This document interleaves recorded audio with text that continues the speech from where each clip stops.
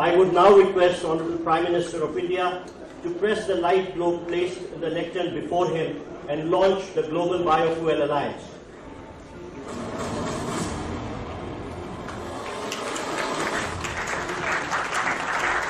दिल्ली में जारी G20 summit के पहले सत्र में प्रधानमंत्री मोदी ने दुनिया के सामने कई सुझाव रखे, जिनमें से एक था फ्यूल ब्लेंडिंग के क्षेत्र में सभी देश एक साथ मिलकर काम करें। इसी कड़ी में प्रधानमंत्री नरेंद्र मोदी ने ग्लोबल बायोफ्यूल अलायंस को लॉन्च किया और दुनिया को इससे जुड़ने के लिए आमंत्रित किया। आखिर ये ग्लोबल बायोफ्यूल अलायंस क्या है और इसकी क्या खासियत है, सब कुछ बताएंगे। पहले उस क्षण के एक बार फिर से गवाह बनिए जब पीएम मोदी ने G20 समिट में ग्लोबल बायोफ्यूल को लॉन्च किया। Launch of the Global Biofuel Alliance. Excellencies, I would now request Honorable Prime Minister of India to press the light globe placed in the lectern before him and launch the Global Biofuel Alliance.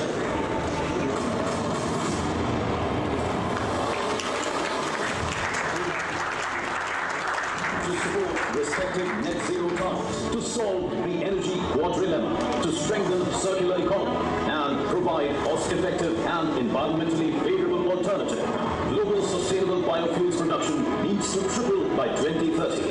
Therefore, joint action through the Global Biofuels Alliance with multi-stakeholder support spanning 19 countries and 12 international organizations will identify and address the challenges inhibiting biofuel adoption and production, development and adoption of internationally recognized standards and sustainability requirements, help in reduction in global transportation emissions, increase access to clean cooking fuel, increase farmers' income, and expand biofuels adoption. The Global Biofuels Alliance.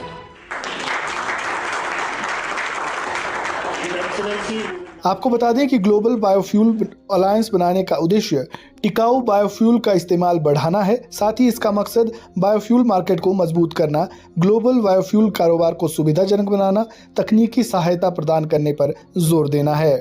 तो चलिए अब जानते हैं कि आखिर ये biofuel होता क्या है। बायोफ्यूल का मतलब पेड़ पौधों, अनाज, शैवाल, भूसी और फूड बेस से बनने वाला ईंधन है। बायोफ्यूल्स को कई तरह के बायोमास से निकाला जाता है। इसमें कार्बन की कम मात्रा होती है। अगर इसका इस्तेमाल बढ़ेगा तो दुनिया में पारंपरिक ईंधन पेट्रोल डीजल पर निर्भरता कम होगी और पर्यावरण प्रदूषण भी कम होगा। ये तो ही बात बायोफ्यूल होता क्या है। चलिए अब जानते हैं कि आखिर बायोफ्यूल को तैयार कैसे किया जाता है। बायोफ्यूल बनाने के लिए अलग तरह के रिफाइनरीज का इस्तेमाल किया जाता है। इसको फसलों के भंडार के आधार पर कैटेगराइज किया जाता है। फर्स्ट जनरेशन बायोफ्यूल खाद्य फसलों के भंडार पर निर्भर करता है। फर्स्ट जनरेशन यूनिट में गन्ने की फसल और ग्रेन स्टार्च को प्रोसेस किया जाता है, जबकि सेकेंड जनरेशन बायोफ्यूल को डेवलप बायोफ्यूल के तौर पर जाना जाता है। इसमें process non edible plants, woody biomass या भूसी में होता है। Third generation biofuel biomass, algae और माइक्रोब्स में बनाया जाता है। Fourth generation biofuel carbon dioxide को अवशोषित करने वाली बायोमास सामग्री पर निर्भर करते हैं। ग्लोबल बायोफ्यूल अलायंस दुनिया में वैकल्पिक व स्वच्छ ईंधन को बढ़ावा देने का प्रयास है। भारत के अलावा अमेरिका और ब्राजील इस नए अलायंस के फाउंडिंग मेंबर है।